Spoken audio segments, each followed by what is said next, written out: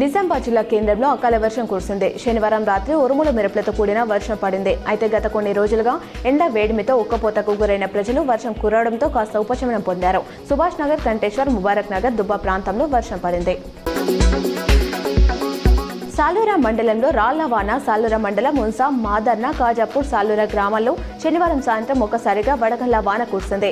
ఆరుగాలం పండించిన వరి, మొక్కజొన్న పంటలకు తీవ్ర నష్టం వాటిల్లే అవకాశం ఉందని రైతులు ఆందోళన చెందుతున్నారు. వర్షానికి ప్రయాణికులు, వాహనదారులు ఇబ్బందులు పడ్డారు.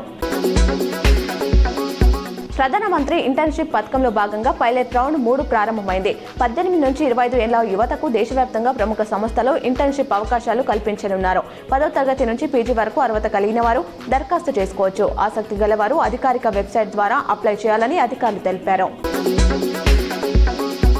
ఇరాన్ రాజధాని టెహ్రాన్లో భారీ దాడి చేసినట్లు అమెరికా ప్రెసిడెంట్ ట్రంప్ వెల్లడించారు. ఈ దాడిలో ఎంతో మంది ఇరాన్ మిలిటరీ లీడర్లు చనిపోయారు. వారంతా ఆ దేశాన్ని సరిగ్గా తెలివిగా నడిపించడంలో ఫెయిల్ అయ్యారు. వారిని హతమార్చడంతో పాటు మరికొన్ని లక్ష్యాలను ధ్వంసం చేశామని ట్రంప్ పేర్కొన్నారు. నందిపేట మండలం ఐలాపూర్ గ్రామంలో హిందూ సమ్మేళన కార్యక్రమాన్ని ఘనంగా నిర్వహించారు. ఈ హిందూ సమ్మేళన కార్యక్రమానికి ఐలాపూర్ గ్రామంతో పాటు చుట్టుపక్కల గ్రామాలైనటువంటి కంఠం, మల్లారం, చిరాజ్పల్లి, దేవిపట్నం, లక్కంపల్లి, తల్వేద, ఉమ్మేడ, మాయాపూర్ గ్రామానికి చెందిన హిందూ బంధువులు పెద్ద ఎత్తున పాల్గొని కార్యక్రమాన్ని విజయవంతం చేశారు.